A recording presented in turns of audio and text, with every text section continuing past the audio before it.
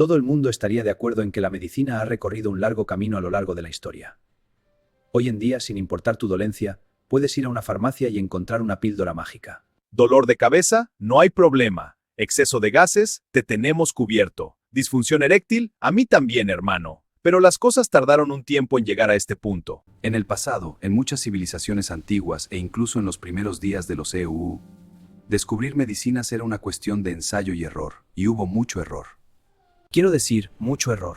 Aquí hay 8 curas extrañas y francamente aterradoras para enfermedades que te harán pensarlo 2 veces antes de quejarte de ese desagradable jarabe para la tos. Número 1. Cloroformo. El práctico jugo para noquear, amado por asesinos en serie y acosadores por igual, se usó originalmente como anestésico para procedimientos quirúrgicos.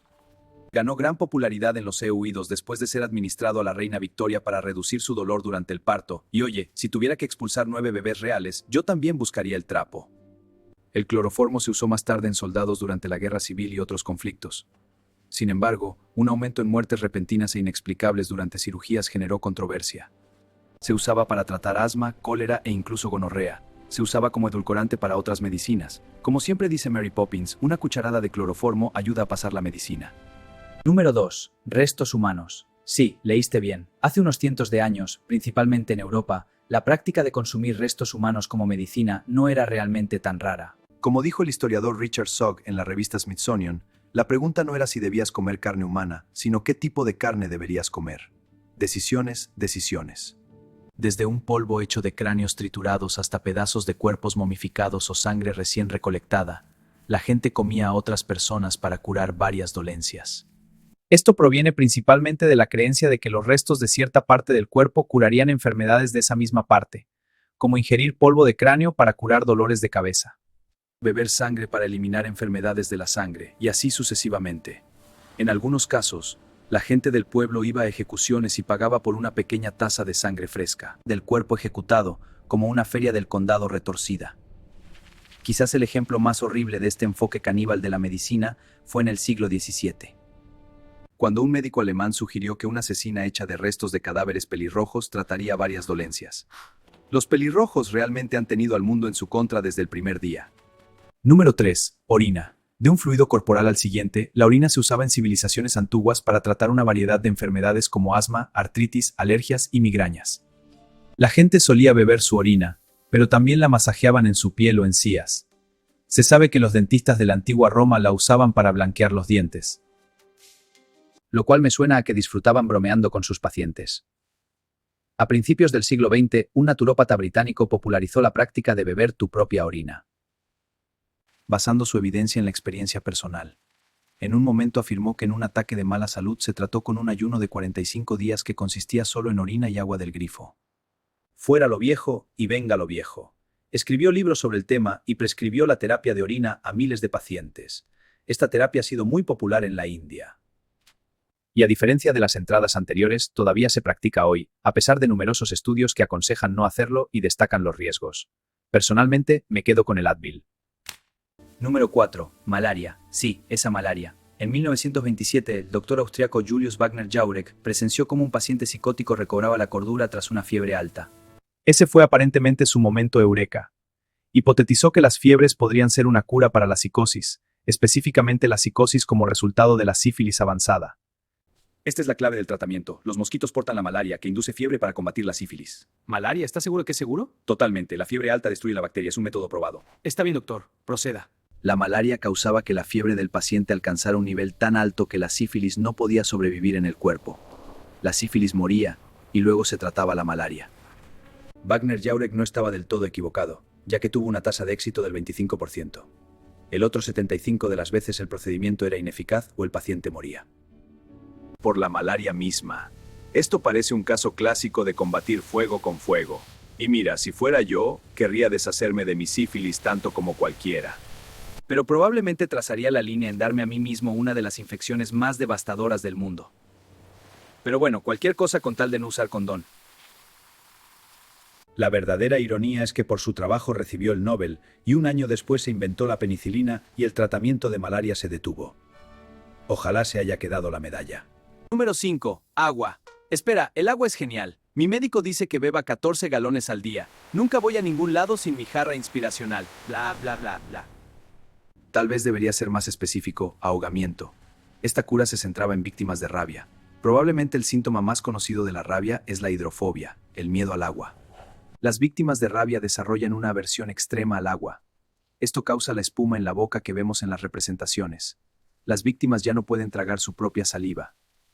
Los intentos de beber causan espasmos extremadamente dolorosos en la garganta. Imagina la sensación que tienes al tomar un trago de tequila. Ahora imagina eso todo el tiempo.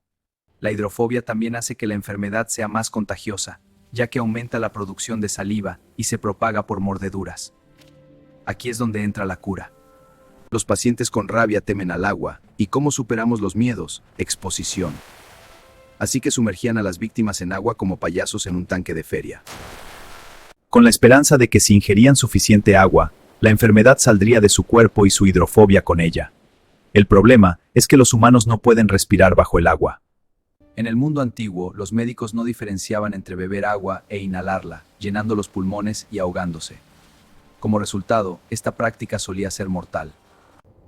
Supongo que después la víctima ya no sufría de rabia. Realmente no sufrían de nada después de eso. Número 6. Trepanación. La trepanación es la práctica de taladrar agujeros en el cráneo para tratar enfermedades del cerebro. Nada dice arréglame como una estaca de metal directa al domo.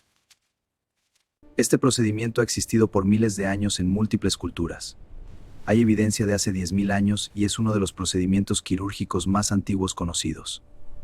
Al principio, la trepanación se usaba en rituales religiosos, ya que se pensaba que las personas irracionales estaban ocupadas por espíritus malignos.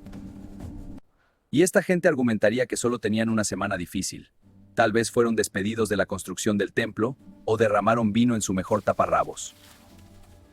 Sus quejas caerían en oídos sordos y el cirujano local sacaría su fiel taladro.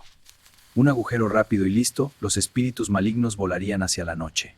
¡Ahí va! El hueso extraído se guardaba y usaba como amuleto para alejar más espíritus. Para mí, eso es lo más metal que he escuchado. Usaría un trozo de mi cabeza para no ser poseído. La trepanación técnicamente sigue en uso para tratar lesiones cerebrales. Los cirujanos abren el cráneo para aliviar la presión por hinchazón o sangrado. Y esto puede salvar vidas tras una lesión cerebral traumática. Dicho esto, en el sentido moderno se hace con increíble precisión, sin mencionar el beneficio de la anestesia. En los primeros días, veo esto un poco incómodo. Pasamos al número 7, heroína. Supongo que tenemos que averiguar qué tan peligrosas son las sustancias de alguna manera. La heroína fue desarrollada a finales del siglo XIX en Alemania por Bayer como supresor de la tos. Originalmente se vendió como, escucha esto, una alternativa no adictiva a la morfina. Quiero diseccionar la ironía. Afirmar que algo es menos adictivo que la morfina es como decir que tu cocina sabe mejor que una pila de basura caliente. Es una vara muy baja. Bayer estaba totalmente equivocada. Con el tiempo, después de estar disponible comercialmente, los médicos comenzaron a ver cuán fácil era para la gente volverse adicta y abusar de la heroína. La comunidad médica notó rápidamente los peligros y a principios del siglo XX su uso fue restringido. Así que no usen drogas, niños, solo tomen una pastilla para la tos. Número 8. Hierros al rojo vivo. No pude resistirme a incluir este. Si alguien ha tenido hemorroides, sabe cuánto dolor en el trasero pueden ser, literalmente. Ocurre cuando las venas alrededor del ano se inflaman. Pueden ser internas o externas, colgando afuera como un racimo de uvas desagradables. Suelen ser una molestia, haciendo incómodo sentarse. Pueden tratarse con pomadas, pero en los viejos tiempos, el tratamiento incluía empujar un hierro al rojo vivo directamente en el ano, para quemar y cauterizar las hemorroides hasta que ya no fueran hemorroides. Claro, porque en ese punto eran quemaduras de tercer grado. De cualquier manera no puedo sentarme. Este procedimiento fue popularizado por Hipócrates, el padre de la medicina. Hipócrates fue específico sobre cómo hacerlo, diciendo que al aplicar el cauterio, se debe sujetar al paciente para que grite, pues esto hará que el recto se proyecte más hacia afuera. Imagina superar la vergüenza inicial, vas al médico y lo siguiente que sabes es que te están marcando como a una vaca, con el médico susurrándote que proyecte más tu recto. Es materia de pesadillas. Estas curas varían en absurdo, pero una cosa es segura. Yo, por mi parte, me alegro de vivir en una sociedad donde no tuve que soportar nada de esto.